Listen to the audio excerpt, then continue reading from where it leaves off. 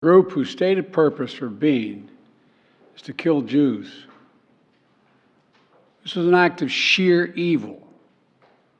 More than 1,000 civilians slaughtered, not just killed, slaughtered in Israel. Among them, at least 14 American citizens killed. Parents butchered using their bodies to try to protect their children. Stomach-turning reports of babies being killed. Entire families slain. Young people massacred while attending a musical festival to celebrate peace. Women raped, assaulted, paraded as trophies. Families hid their fear for hours and hours, desperately trying to keep their children quiet to avoid drawing attention.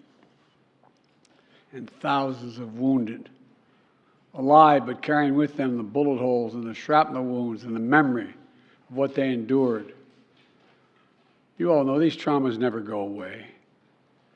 There's still so many families desperately waiting to hear the fate of their loved ones, not knowing if they're alive or dead or hostages. Infants in their mother's arms, grandparents in wheelchairs, Holocaust survivors abducted and held hostage. Hostages whom Hamas has now threatened to execute in violation of every code of human morality. It's abhorrent. The brutality of Hamas, these bloodthirstiness brings to mind the worst rampages of ISIS. This is terrorism. But sadly, for the Jewish people, it's not new. This attack has brought to the surface painful memories and the scars left by a millennia of anti-Semitism and genocide of the Jewish people. So in this moment, we must be crystal clear. We stand with Israel. We stand with Israel. And we will make sure Israel has what it needs to take care of its citizens, defend itself, and respond to this attack. There's no justification for terrorism. There's no excuse. Hamas does not stand for the Palestinian people's right to dignity and self-determination. Its stated purpose is the annihilation of the state of Israel and the murder of Jewish people. They use Palestinian civilians as human shields. Hamas offers nothing but terror and bloodshed with no regard to who pays the price. The loss of innocent life is heartbreaking. Like every nation in the world, Israel has the right to respond, indeed has a duty to respond to these vicious attacks. I just got off the phone with a third call with Prime Minister Netanyahu, and I told him, the United States experience what Israel is experiencing, our response would be swift, decisive, and overwhelming.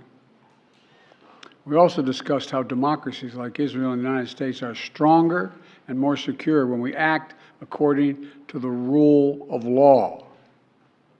Terrorists purposely target civilians, kill them. We uphold the laws of war, the law of war. It matters. There's a difference. Today, Americans across the country are praying for all those families that have been ripped apart. A lot of us know how it feels. It leaves a black hole in your chest when you lose family. Feeling like you're being sucked in. The anger, the pain, the sense of hopelessness. This is what they mean by a human tragedy, an atrocity on an appalling scale.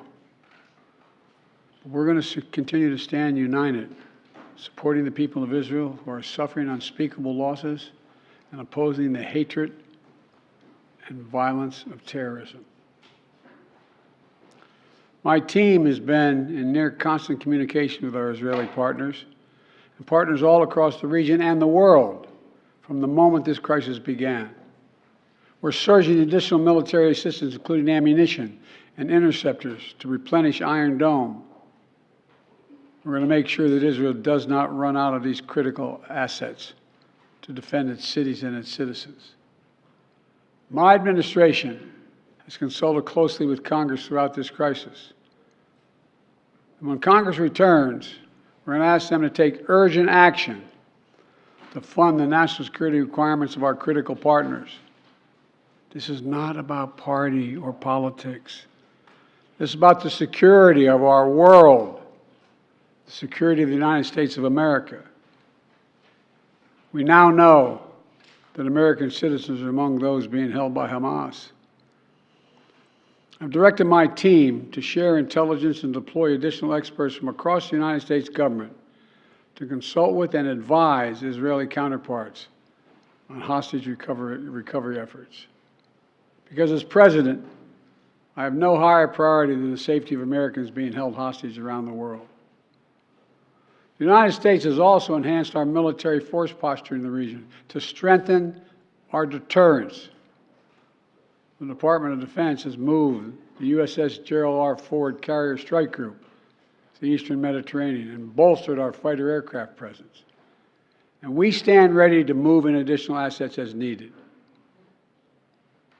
Let me say again, to any country, any organization, anyone thinking of taking advantage of this situation, I have one word: don't. Don't. Our hearts may be broken, but our resolve is clear.